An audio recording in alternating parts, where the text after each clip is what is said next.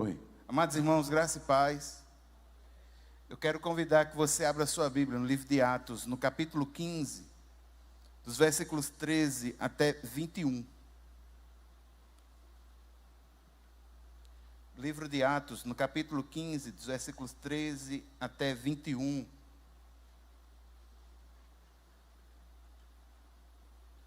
Hoje nós vamos ver a segunda parte do Concílio de Jerusalém. Atos 15, a partir do versículo 13. Antes, porém, só retornando um pouquinho, eu acredito que o versículo 12, isso. Versículo 12, o texto diz assim, 12 até 31. E toda a multidão silenciou, passando a ouvir Barnabé e Paulo, que contavam quantos sinais e prodígios Deus tinha feito por meio deles entre os gentios. Depois que eles terminaram, Tiago tomou a palavra e disse: Irmãos, ouçam o que tenho a dizer.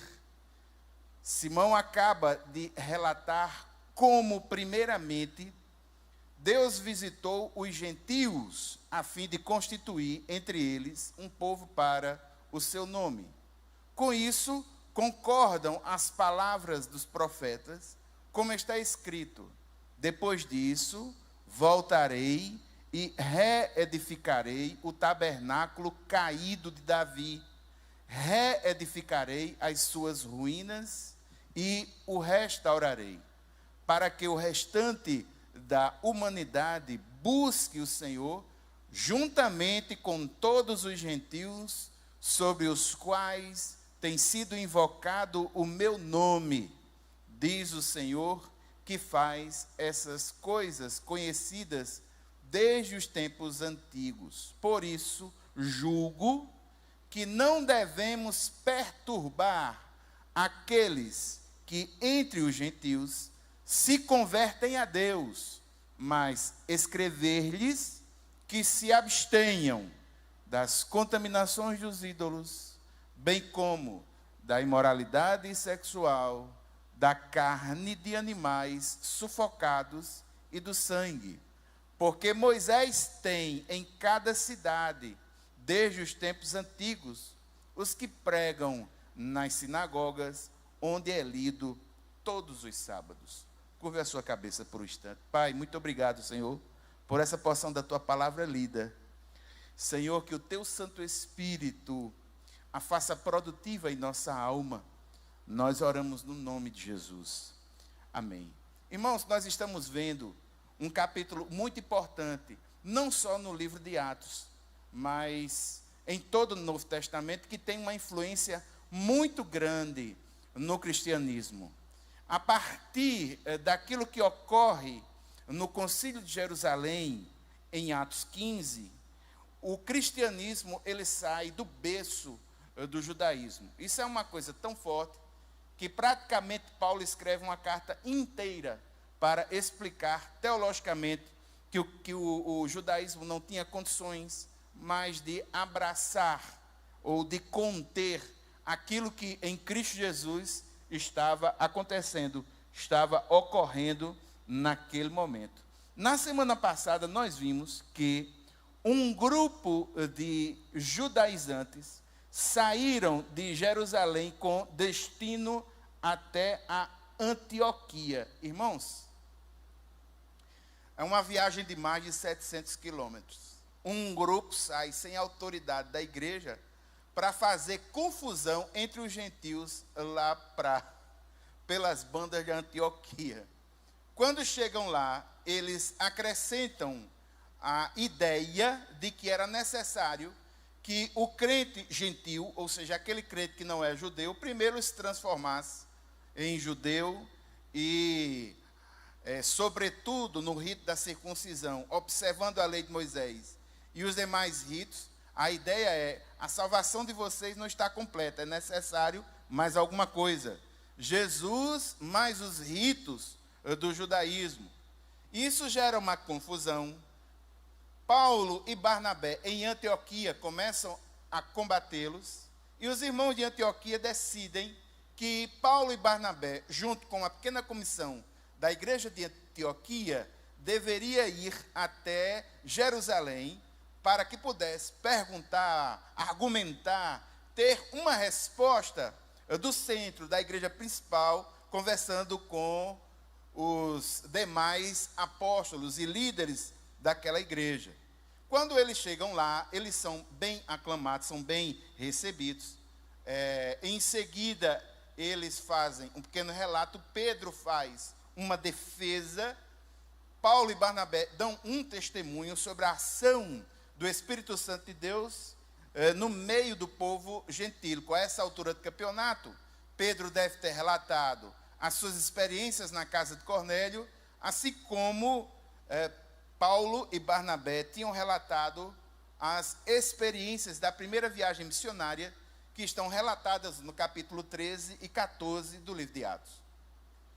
Aí, em seguida, ocorre que Tiago vai tomar, digamos assim, rédea da situação, e ele faz o fechamento dessa reunião, buscando uma conciliação. Gostaria que vocês abrissem novamente a Bíblia aí, deixassem marcado. Vamos aí para o versículos 13 e 14. Veja o que é que Tiago diz. Depois que eles terminaram, ou seja, os judaizantes argumentam, Pedro argumenta, Barnabé e Paulo argumentam. Quando termina toda a parte de argumentos, Tiago toma a palavra. Depois que eles terminaram, Tiago tomou a palavra e disse: irmãos, ouçam o que tenho a dizer. Simão acaba de relatar como, primeiramente, Deus visitou os gentios, a fim de constituir entre eles um povo para o seu nome. Gostaria que você prestasse atenção em alguns detalhes muito substanciais desse texto. Em primeiro lugar, o líder da reunião não é Pedro. Para aqueles que advogam ou trazem a ideia da supremacia, da preeminência de Pedro como primeiro, aquela coisa toda, veja que essa reunião ela é presidida por Tiago, meio-irmão de Jesus. Por que meio-irmão? Porque Tiago é irmão por parte de mãe, mas não é por parte de pai. Esse Tiago aí foi o Tiago que escreveu a carta de Tiago que tem no Novo Testamento. Esse Tiago aí, ele se levanta como um apóstolo líder na igreja primitiva, assume a liderança da reunião e ele é uma pessoa respeitada. No capítulo 12, a gente vê a influência dele, altamente respeitado por sua autoridade. Ele vai ser conhecido no cristianismo, a essa altura do campeonato, como Tiago o Justo. Pedro e Tiago, eles têm uma mente aberta e eles estão em sintonia com o cuidado de Deus para a formação de uma igreja de caráter universal, onde todos os cristãos, judeus, gentios, se aceitem uns aos outros como irmãos. E ele começa dizendo: irmãos, ouçam o que tenho a dizer. Essa expressão, ouçam, se você lê a carta de Tiago, você vai ver que ele utiliza muito esse tipo de expressão, ouçam, ouçam, chamando a atenção. Tiago, com respeito, exerce autoridade na igreja, e agora esse grupo que o respeita, esses delegados, valorizam a sua liderança, e ele segue dirigindo essa reunião. Segunda observação está no versículo 14. Veja que ele chama Pedro pelo seu nome hebraico. Ele não chama Pedro, ele chama Simão. O nome correto de Pedro, ou completo de Pedro, é Simão Pedro. Cefas. Pedro, Cefas. Simão, ele chama Simão mesmo. Então, a ideia, irmãos, é que isso denota que entre Tiago e Pedro há um relacionamento estreito. Ele chama não pelo nome grego, chama pelo nome hebraico, e é razoável entender que Tiago usa esse nome para que, através disso, exerça influência sobre aqueles que estão na reunião, porque é um nome hebraico, um efeito de influência sobre os judaizantes. Aí ele começa a dizer o seguinte: Simão acabou de relatar como, primeiramente, Deus visitou os gentios, a fim de constituir entre eles um povo para o seu nome. Tiago, de forma tremenda, coloca a ênfase em Deus. Ele quer dizer que Deus que tomou para si um povo a fim de ser povo seu. Existe uma expressão aí que é significativa. No finalzinho do versículo 14, quando diz o seguinte: um povo para o seu nome. Isso é uma expressão idiomática que no português poderia ser um povo para ele mesmo, ou um povo para si mesmo, alguém para chamar de seu. Percebe? Um povo com o seu nome, para dar fundamento a que Deus chama um povo para si e inclui os gentios nesse grande projeto. Aí Tiago começa a explicar as Escrituras. E ele, como judeu, conhece as Escrituras. E ele vai citar os profetas. E ele começa: com isso concordam as palavras dos profetas, como está escrito. Ele cita os profetas, cita de uma forma geral, porque o profeta que vai ser citado aí é Amós. O texto é de Amós, no capítulo 9, os versículos 11 e 12. Por que é que ele não diz, conforme disse Amós, mas ele diz, conforme diz os profetas? É porque o livro de Amós está inserido num contexto onde outros profetas fazem parte. E ele não se atém ao detalhe de este ou aquele, porque, em tese, Amós vai reverberar tanto o conceito de Isaías, quanto o conceito de Zacarias sobre a era messiânica. Ele coloca a ênfase em Amós e ele começa explicando as Escrituras. Amós, capítulo 9, os versículos 11 e 12, é aquilo que está aí dos versículos 16 a 18. E o texto diz: depois disso, voltarei e reedificarei o tabernáculo caído de Davi, reedificarei suas ruínas e o restaurarei, para que o restante da humanidade busque o Senhor, juntamente com todos os gentios, sobre os quais tem sido invocado o meu nome, diz o Senhor, que faz estas coisas conhecidas desde os tempos antigos. Irmãos, essa passagem de Amós, no capítulo 9, é uma passagem messiânica. E Tiago mostra, ensina como Deus cumpre as promessas da aliança feitas com Abraão e, sobretudo, com Davi. Um resumo prático é que quando o Messias vier, ele vai reinar sobre todas as nações que têm o seu nome. Aqui uma observação para que você possa ter ideia de como esse debate foi profundo. No Novo Testamento, em linhas gerais, todas as citações são retiradas de uma tradução do Antigo Testamento em grego, chamada Septuaginta. A Septuaginta foi uma tradução em grego que correu, sobretudo, nas sinagogas não judaicas, e ela ficou muito popular. A grande maioria das citações no Novo Testamento são dessa obra chamada Septuaginta. Por que é que tem o nome de Septuaginta? Porque diz que para a biblioteca de Alexandria, o bibliotecário solicitou ao rei que se fizesse ou que se tivesse uma versão dos escritos do povo hebreu na biblioteca de Alexandria. E aproximadamente no ano 200 a.C. foi levantado todos esses escritos, Septuaginta, porque ela foi escrita em grego por 70 a 72 judeus de reputação ilibada. E, se não me falha a memória, que faz tempo que eu vi isso daí, parece que eles gastaram em torno de 72 dias para fazer todo o processo do Antigo Testamento, passando do hebraico e aramaico para o grego. E essa versão em grego se transformou numa espécie de best-seller, numa espécie de algo que foi divulgado, sobretudo entre os judeus da diáspora. A grande maioria das citações no Novo Testamento, quando são feitas citações do Antigo Testamento, a base textual, em linhas gerais, é a Septuaginta, não é o texto hebraico.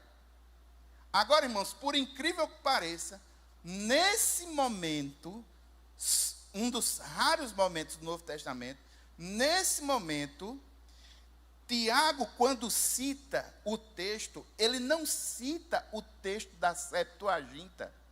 Ele faz questão de citar o texto hebraico para ressaltar a questão judaica, porque ele está falando aos judaizantes.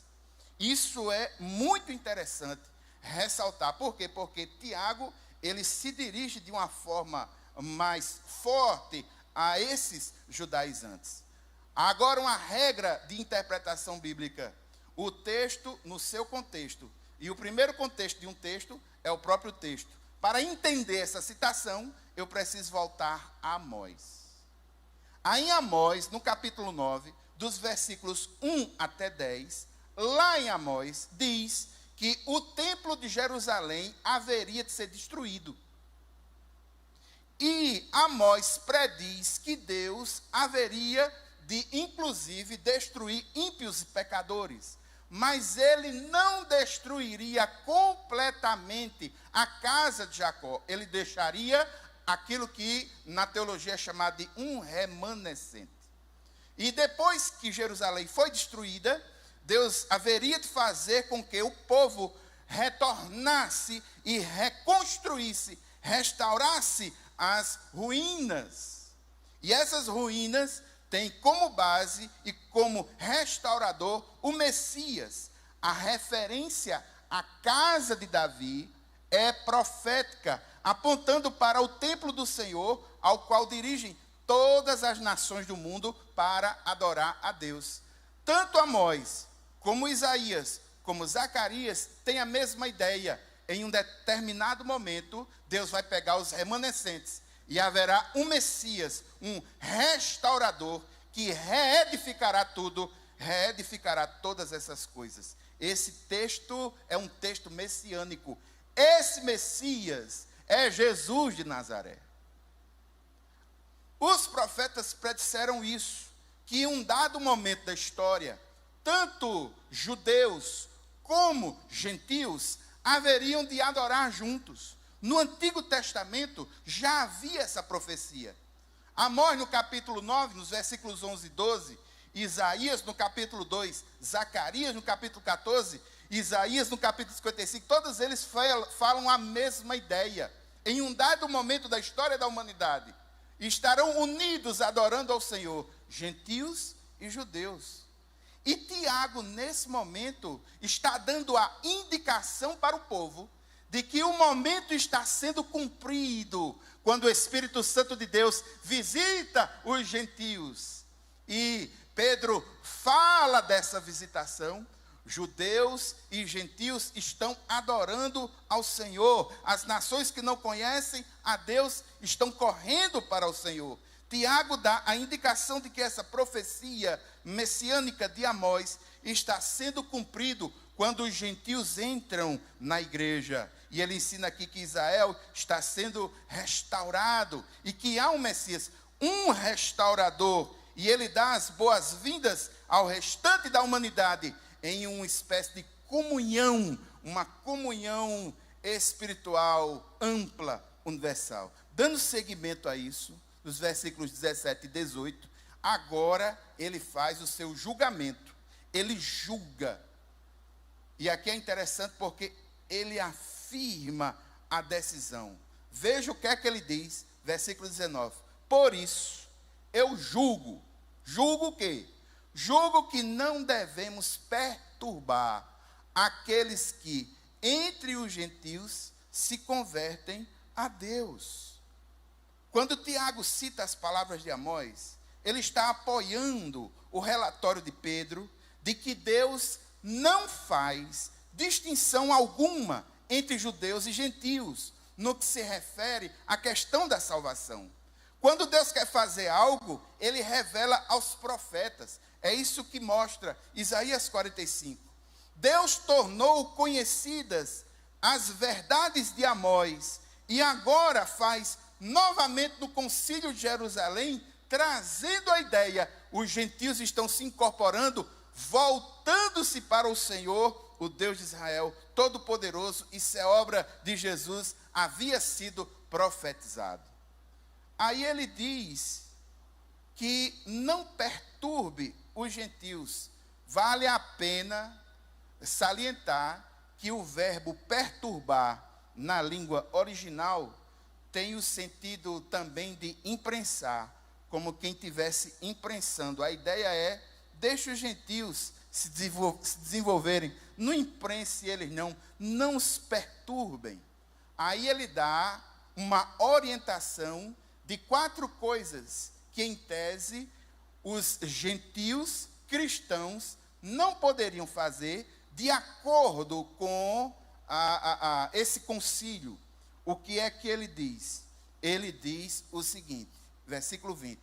Escrever-lhes que se abstenham, em primeiro lugar, das contaminações dos ídolos. Segundo, da imoralidade sexual. Terceiro, da carne de animais sufocados. Quarto, do sangue. Aí veja, irmãos, eu gostaria que você raciocinasse um pouquinho. No mesmo grupo, a igreja primitiva, agora uma igreja judaico-gentílica, porque tem crentes judeus e crentes de outras nações. Esses crentes de outras nações são nações pagãs, nações em que os povos adoravam os outros deuses, não um Deus só, mas vários deuses, utilizando orgias, festas, imoralidades sexuais. As prostitutas cultuais eram as sacerdotisas nesse tipo de religiosidade pagã. Então, de forma muito sábia, Tiago retira aquilo que há de mais grotesco da influência do paganismo, que poderia vir a título de imaturidade para dentro da igreja, se não houvesse uma palavra pastoral a respeito, dando orientação a esse grupo. Perceba que todas as 4 coisas de abstenção são coisas que para o judeu é quase que algo inaceitável, porque é uma diferença muito grande dos deuses e da religiosidade pagã em relação ao Jeová Todo-Poderoso da religiosidade judaico-gentílica dessa igreja primitiva. Vamos analisar um por um. Ele diz o seguinte: se abstenham das contaminações dos ídolos. Em algumas Bíblias, comida sacrificada aos ídolos. Irmãos, o que é que acontecia nos tempos pagãos? Orgias de bebedeiras e comidas que eram oferecidas aos deuses pagãos. A sobra dessas comidas que eram oferecidas aos deuses pagãos, em linhas gerais, iam para os mercados, para serem vendidas a preços módicos ou até mesmo para serem doados. Só que esse tipo de prática, para um judeu, é quase como sendo algo muito absurdo. É uma coisa que o coração do judeu não haveria de aguentar. Porque, irmãos, venhamos e convenhamos, a questão do evangelho não tem nada a ver com comida nem bebida. É justiça e paz, é ordem no Espírito Santo. Então, quando a gente pega uma comida, entre aspas, foi evocada, meu irmão, se você botar a mão, em nome de Jesus, cá por terra, o que foi, o que há de vir, o que... Em nome de Jesus, te agradeço, Senhor, esteja quebrado todo e qualquer laço, o cara vai lá e come. A não ser que o camarada tenha uma fé muito muito fraca, como amigos meus faziam brincadeiras com alguns crentes que são mais radicais, assim, são mais puritanos, não sei. E o camarada pegava um bombom, aí dava para o cara. Aí o cara, quando abria, botava o bombom na boca, dizia, é Cosme Damião, é Cosme Damião. Aí o cara, não. Meu irmão, pelo amor de Jesus. Pelo amor de Jesus. O reino de Deus não são essas coisas. Mas só que nesse momento, para não ferir o coração do povo judeu, esse gentio não deveria ter esse tipo de prática. Ele não deveria comer essas comidas sacrificadas aos ídolos, que era muito comum na religiosidade pagã.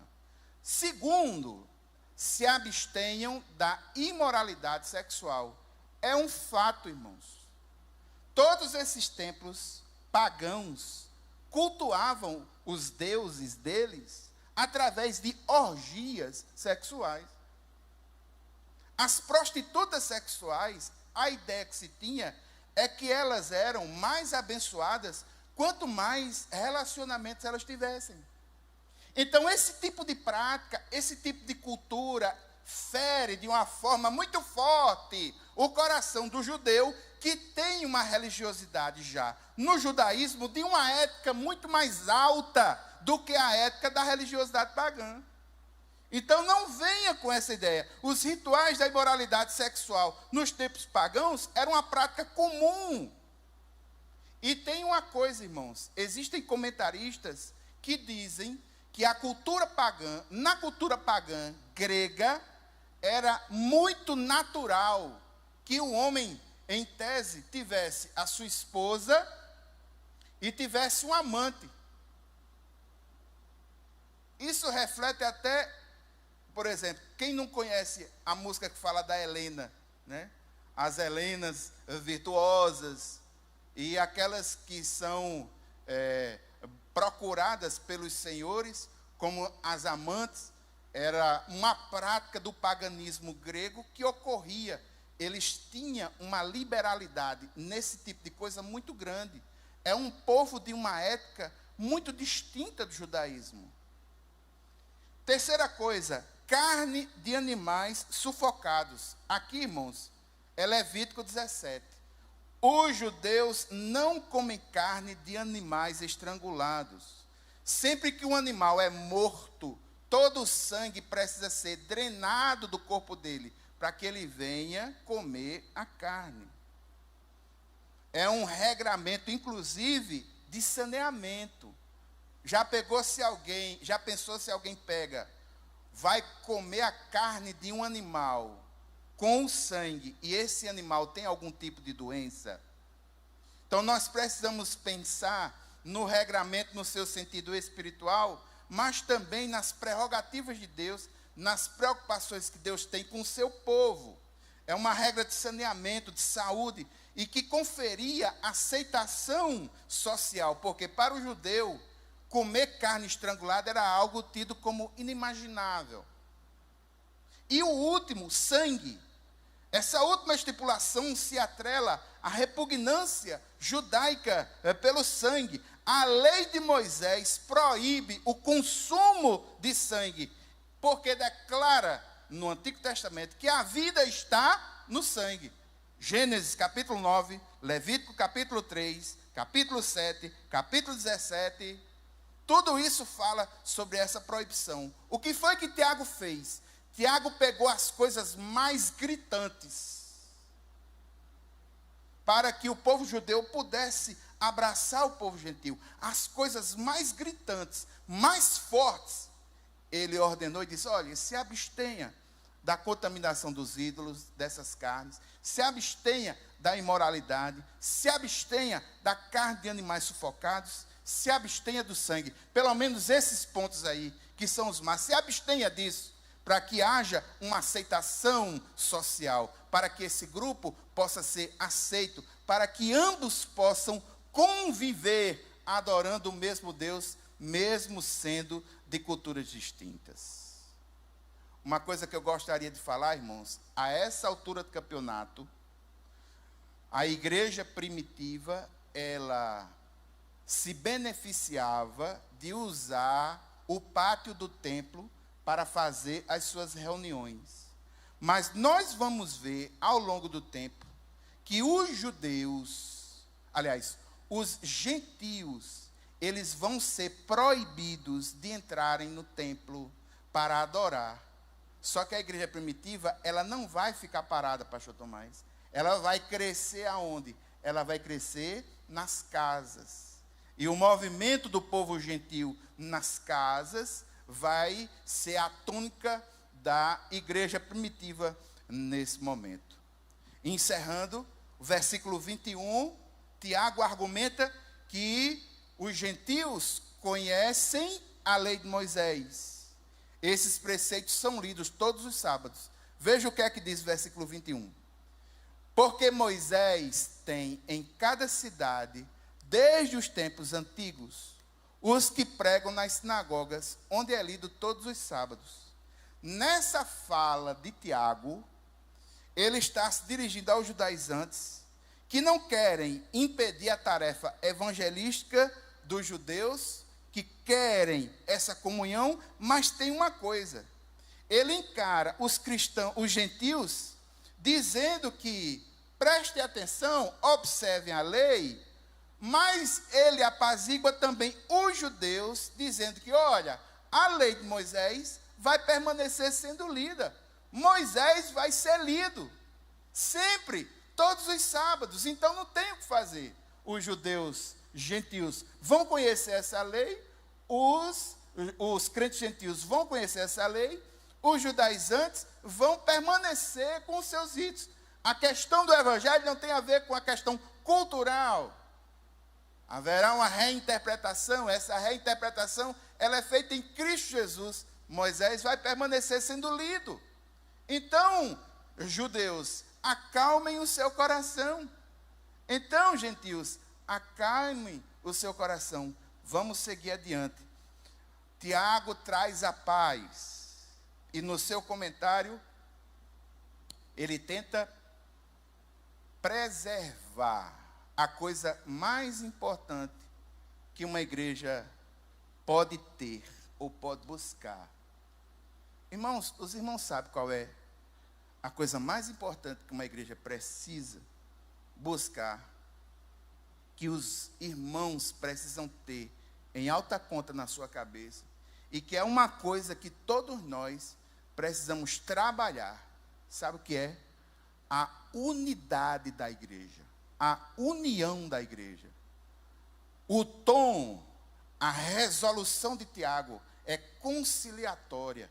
Ele consegue, nessa resolução, traçar um meio, julgando e colocando para todos, um meio pelo qual os crentes judeus e crentes gentios poderiam habitar, poderiam estar nessa igreja primitiva.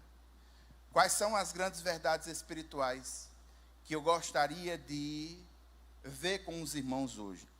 Na semana passada, irmãos, a gente viu que o maior ensino que poderia se ter da primeira parte do discurso é a supremacia de Cristo.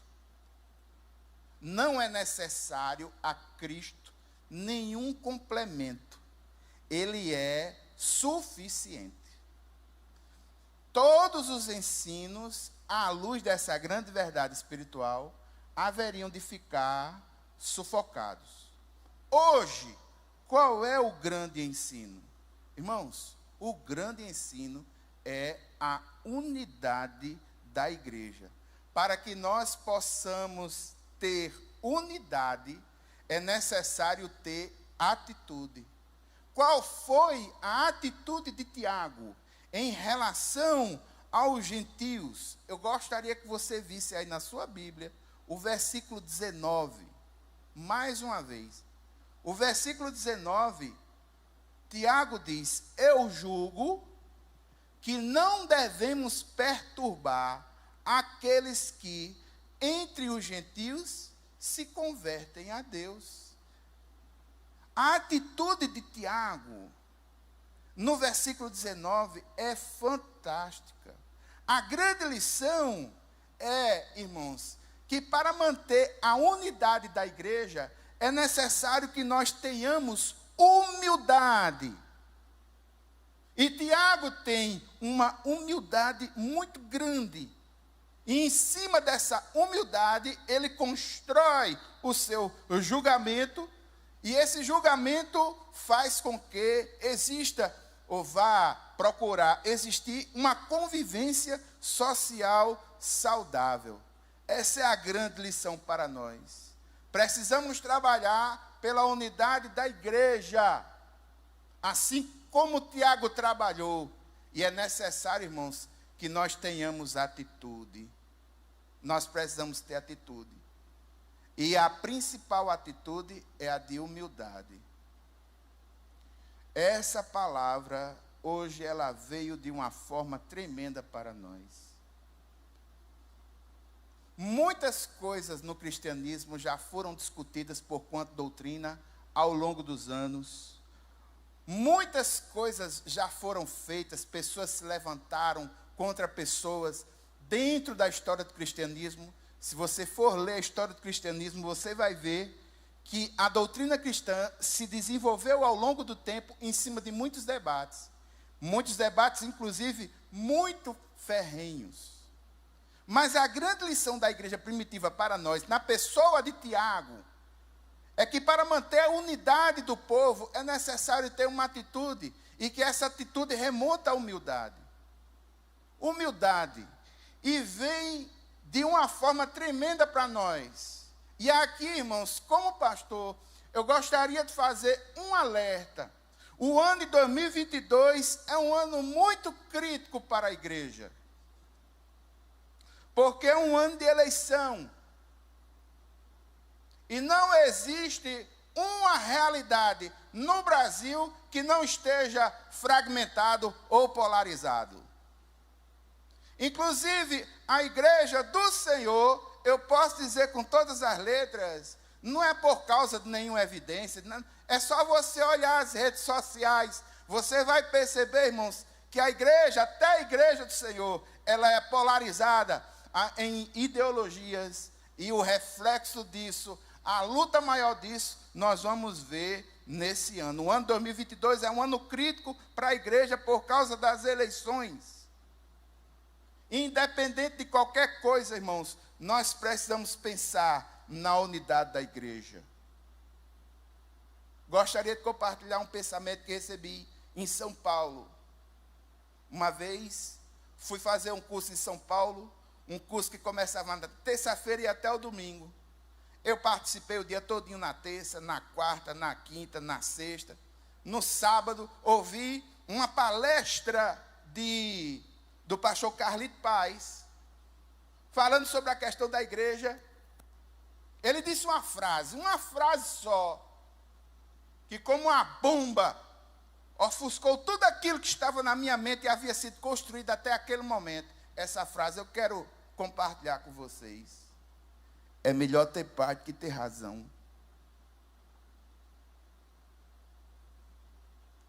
Nesse ano de eleição, independente da ideologia que você tenha, e eu não faço questão nenhuma de conhecê-la,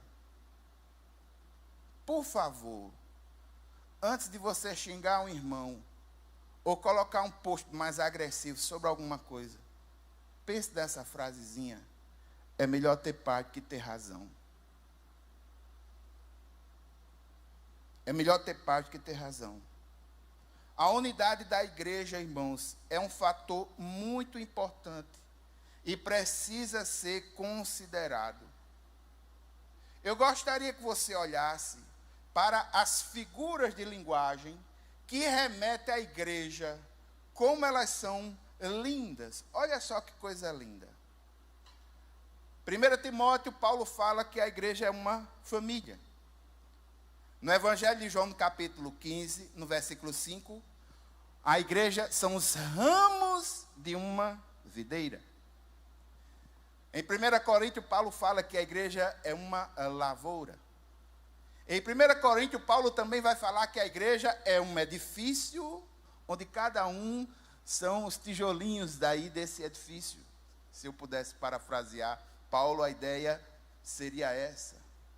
Em 1 Pedro, Pedro vai dizer que a igreja é um novo grupo de sacerdotes. Em 1 Coríntios 12, Paulo vai dizer, e aqui é o texto mais forte, a igreja é um corpo, é uma coletividade. E nenhum membro individual desse corpo pode dizer aos outros membros que é mais importante. O olho não pode dizer à mão que é mais importante. Ou seja, todas as figuras de linguagem aí, todos os imagéticos mostram que não existe caminhada cristã solitária. A caminhada cristã, ela é eminentemente coletiva. Eu preciso respeitar o meu irmão, eu preciso ter uma atitude de humildade para com o meu irmão. A coletividade é fundamental, é importante, é necessário trabalhar pela unidade da igreja. Veja só o que está escrito em João, no capítulo 17, no versículo 21. João 17, Jesus está orando. E a oração de Jesus em João 17 pode ser dividida em 3 partes. No primeiro momento, ele ora por si mesmo, e a frase mais forte é: Pai, glorifica o teu filho. E a glorificação, no contexto do Evangelho de João, é a morte dele na cruz do Calvário.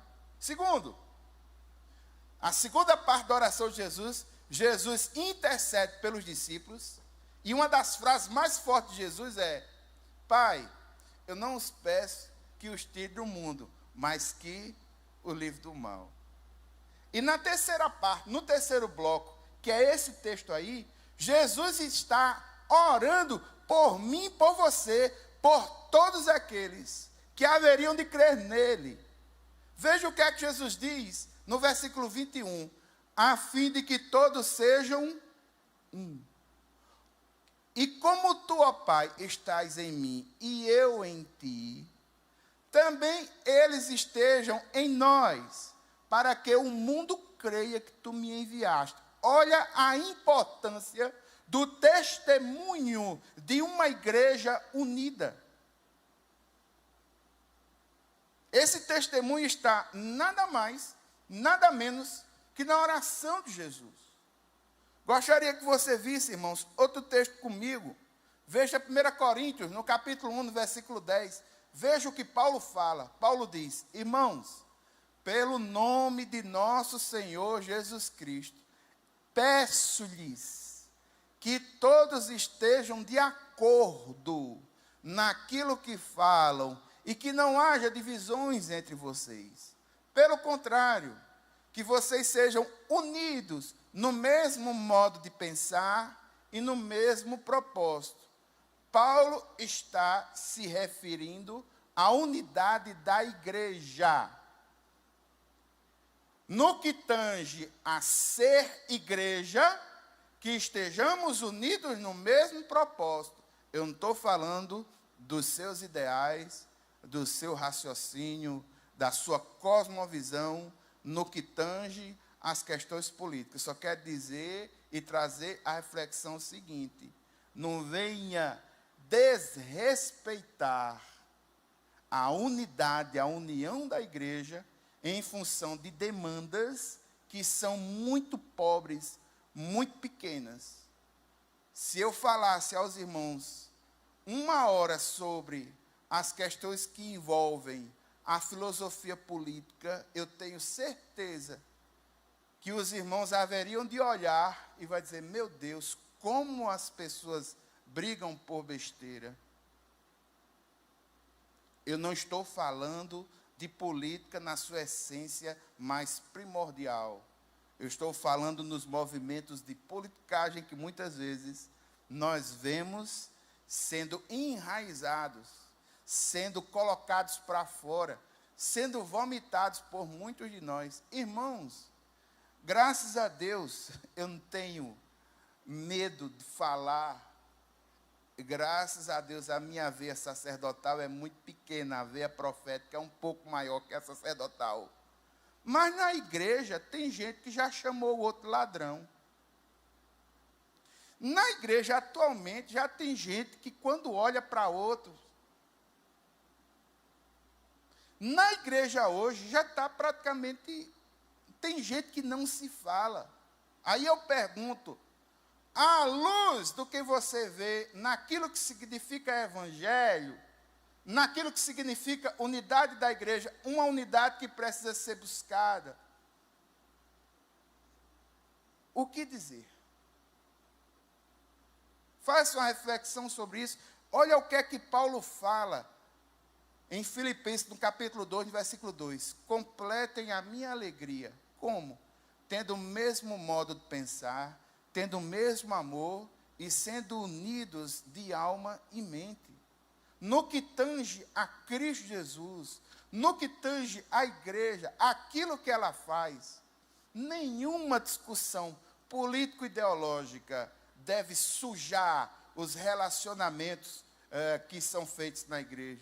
O sangue de Jesus Cristo, na cruz do Calvário, que derrubou a hostilidade entre judeus e cristãos, e que fazem, judeus e gentios, e que fazem com que eles habitem em o mesmo lugar, é o mesmo sangue que tem poder para operar na igreja atual, que está dividida.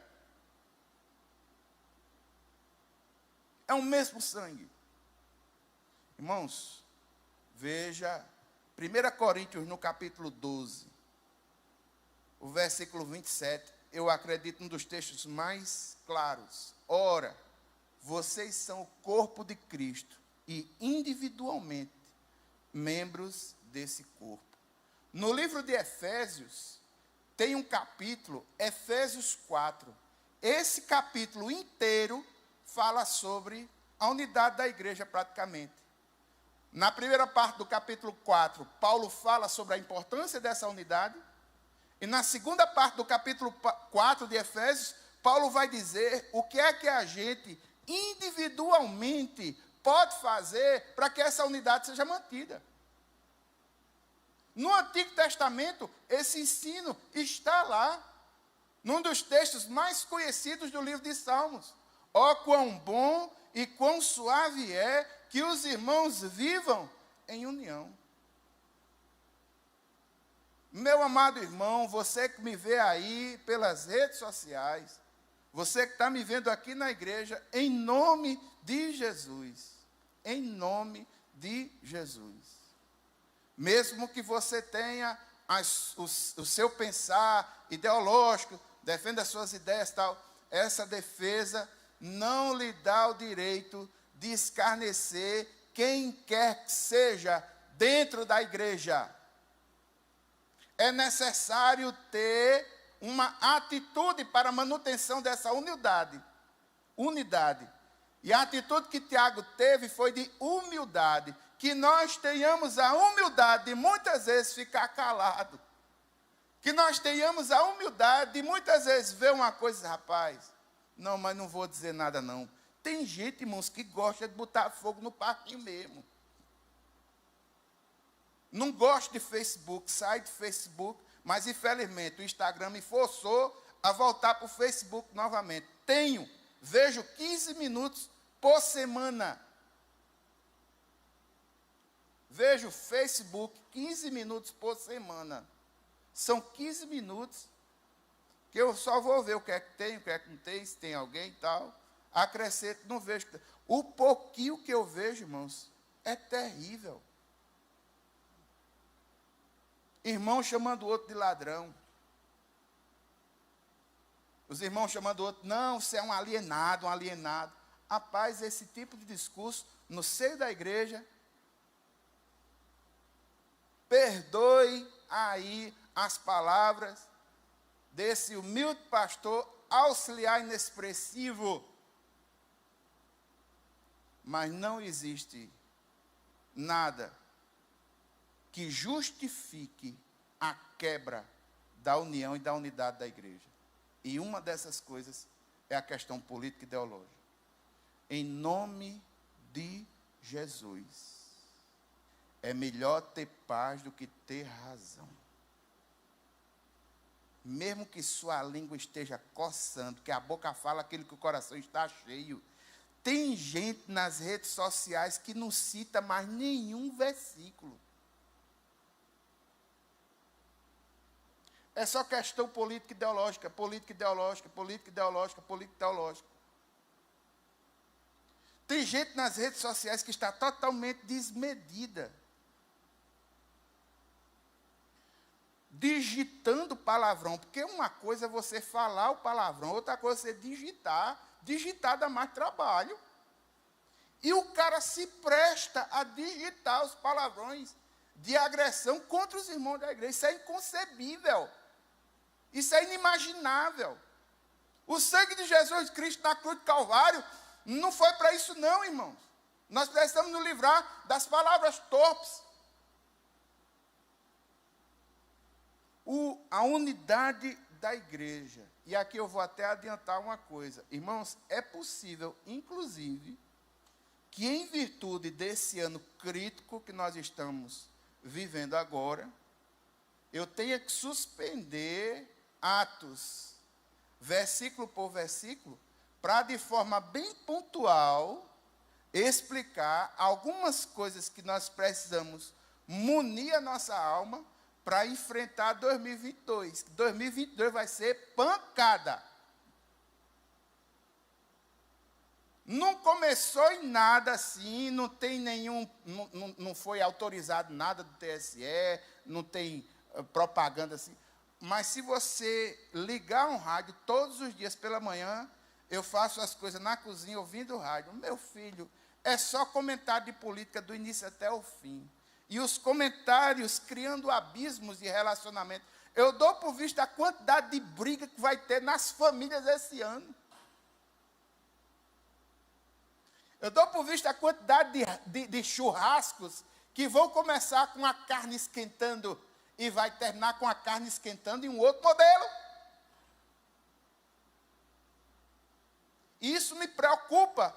Eu não sei se os irmãos já começaram ou já obtiveram isso. E é sobre isso que eu gostaria de orar com os irmãos especificamente.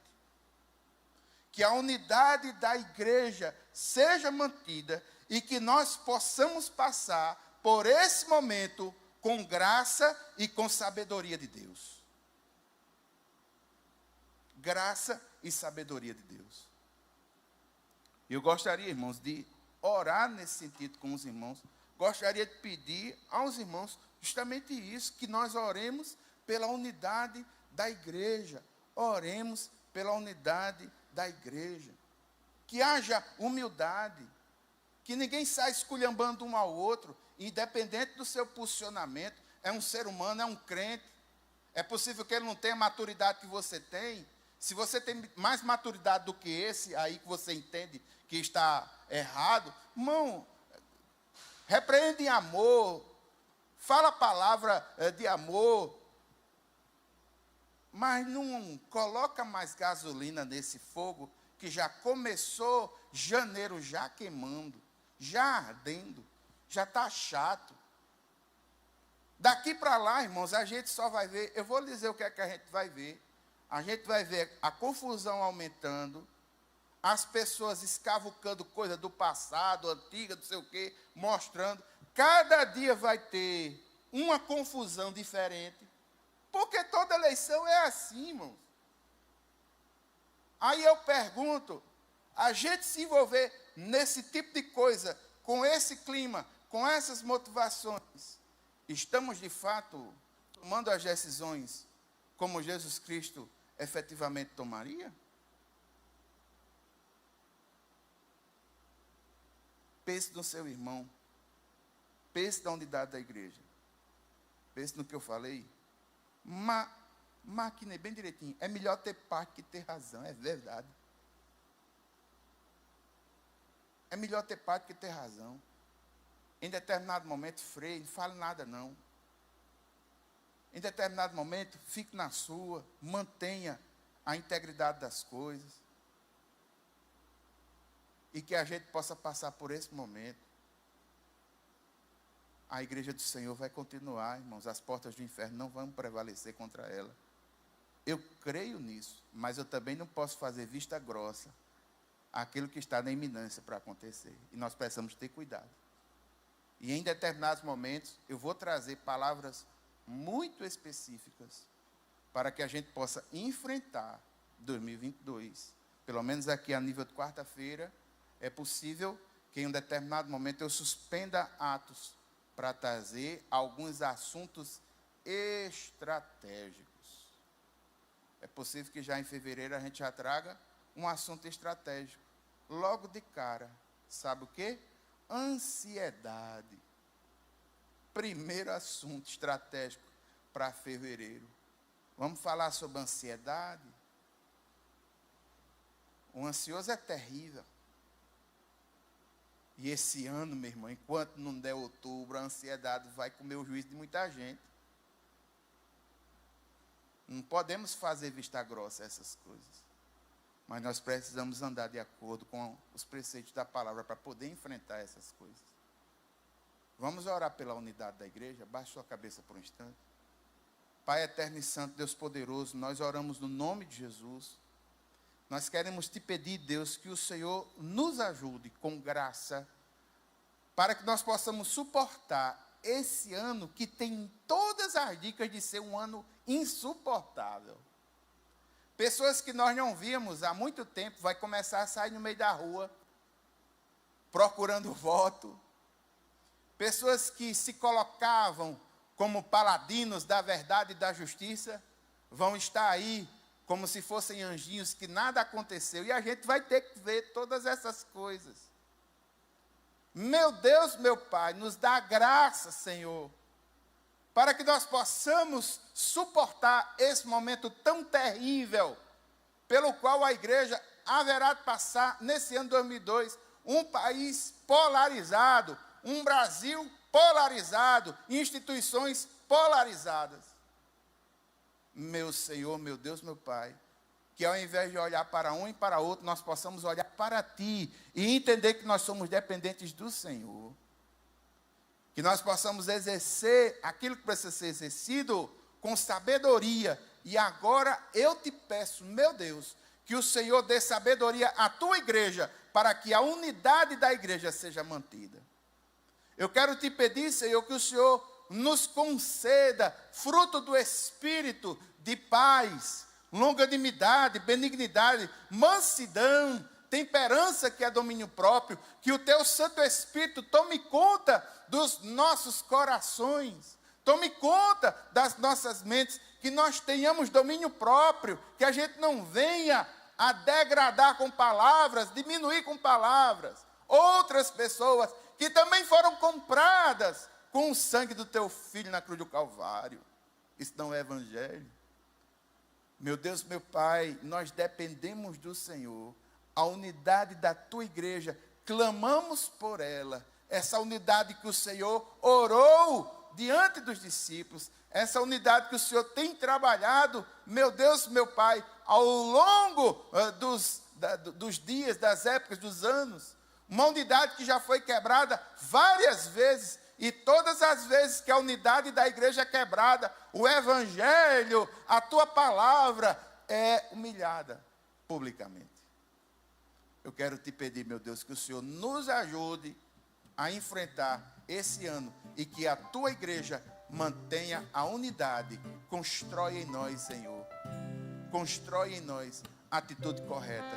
Que o fruto do Espírito corra livremente em nossas almas. É assim que nós oramos, no nome de Jesus.